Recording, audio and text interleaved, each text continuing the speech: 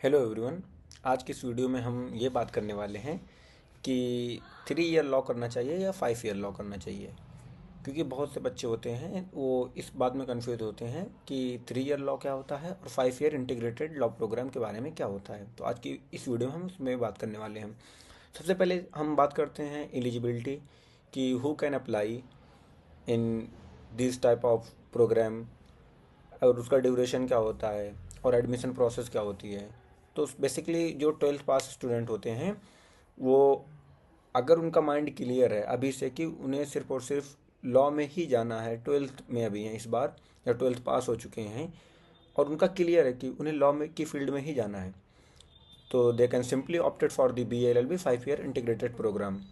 तो वो simply 5 year integrated law program जो भी होता है BA-LLB और BCom-LLB, 12th के बाद ही डायरेक्टली क्लैट के एग्ज़ामिनेशन के थ्रू, AILET, ET, एलेट के थ्रू और कई और तरीके के एग्ज़ाम होते हैं। अगर अलग अलग यूनिवर्सिटी पर डिपेंड करता है, नेशनल लॉ यूनिवर्सिटी में जाना है तो ऑब्वियसली बात है क्लैट और एलेट का एग्ज़ाम होता है, वो आप देखें डायरेक्टली 12th के बाद आप 5 ईयर इंटीग्रेटेड लॉ प्रोग्राम में एडमिशन ले सकते हैं। और अगर आप ग्रेजुएशन कर चुके हैं या ग्रेजुएशन ईयर में आप ऑलरेडी हैं, ग्रेजुएशन आप कर रहे हैं, BA BSc BCom कुछ भी आप कर रहे हैं, तो आपको 12th के बाद आपने ग्रेजुएशन कर रहे हैं तो अब ग्रेजुएशन के बाद आपका 3 ईयर्स का प्रोग्राम होगा, जो भी आपकी LLB होगी 3 साल की।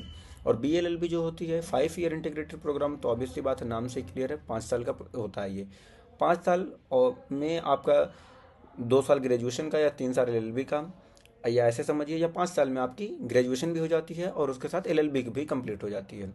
और जो LLB होता है वो ग्रेजुएशन के बाद LLB आपका होता है।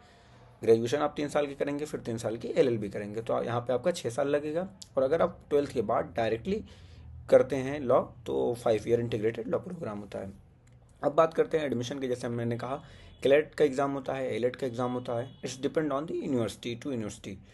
अगर आपको BHU, AMU, JMI इन सब में जाना है तो there have a different examination. अगर आपको BHU का स्पेशली और इलाहाबाद यूनिवर्सिटी की बात करें तो उनका CUET के थ्रू एडमिशन लेते हैं 5 ईयर इंटीग्रेटेड लॉ प्रोग्राम में। और जामिया और AMU का उनका अलग सेपरेट एग्जामिनेशन होता है, अपना उनका खुद का एग्जामिनेशन है। फिर अगर हम बात करते हैं कि बेनिफिट क्या है और या फिर नुकसान क्या है, लॉस क्या है, तो ऑब्वियसली बात है जो 5 ईयर इंटीग्रेटेड लॉ प्रोग्राम में है उसका एक्सपोजर ज़्यादा मिलता है, क्योंकि वो 12th के बाद जैसे ही कॉलेज में इंटर करता है उसे लॉ के फील्ड में एक्सपोजर मिलने लगता है। अगर हम बात करें फर्स्ट ईयर सेकंड ईयर तक तो लॉ के सब्जेक्ट उतने खास नहीं होते, थर्ड ईयर से ही शुरू होता है, क्योंकि फर्स्ट और सेकंड ईयर में तो हम BA के बेसिकली सब्जेक्ट पढ़ते हैं, जिसमें अगर BA में है तो BA BCom LLB कर रहे हो तो BCom LLB के जो बिजनेस के सब्जेक्ट होंगे, BBA में भी वही चीज़ है। बट अगर हम बात करें पर्टिकुलर BA-LLB की, तो 2 साल हम BA का करते हैं, फिर 3 साल LLB करते हैं, लेकिन दोनों एक साथ मर्ज होता है, तो हमें फर्स्ट ईयर में ही कुछ लॉ के सब्जेक्ट मिल जाते हैं, सेकंड ईयर में भी कुछ लॉ के सब्जेक्ट मिल जाते हैं, तो एक एक्सपोजर का बेनिफिट होता है 5 ईयर लॉ प्रोग्राम में। और सबसे बड़ा जो बेनिफिट होता है 5 ईयर इंटीग्रेटेड लॉ प्रोग्राम में, तो उसका 1 साल का बचता है, 1 साल पूरा बचता है। क्यों? क्योंकि वो 12th के बाद डायरेक्टली इनरोल कर लिया है, तो जिस बिना पे उसका 1 साल बचेगा। 1 साल ये बचेगा कि ग्रेजुएशन करेगा 3 साल, 3 साल LLB, 6 साल लगेंगे। अगर वो 12th के बाद डायरेक्टली कर रहा है तो उसका 5 साल लगेंगे। तो यही था कि, और बाकी एक और डाउट आता है कि क्या कोई प्रेफरेंस मिलती है सर कोई भी एग्जामिनेशन में, तो ऐसा कुछ नहीं होता है, प्रेफरेंस किसी को नहीं मिलती है।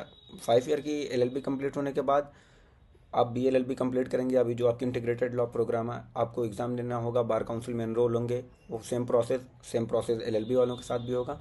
तो ऐसा कुछ बेनिफिट नहीं है, लेकिन हाँ 1 साल बचता है, ये अलग, इन द अदर हैंड हम बेनिफिट कंसिडर कर सकते हैं। That's all it. अगर आपको कोई कन्फ्यूज़न हो तो आप कमेंट कर सकते हैं। Thank you so much.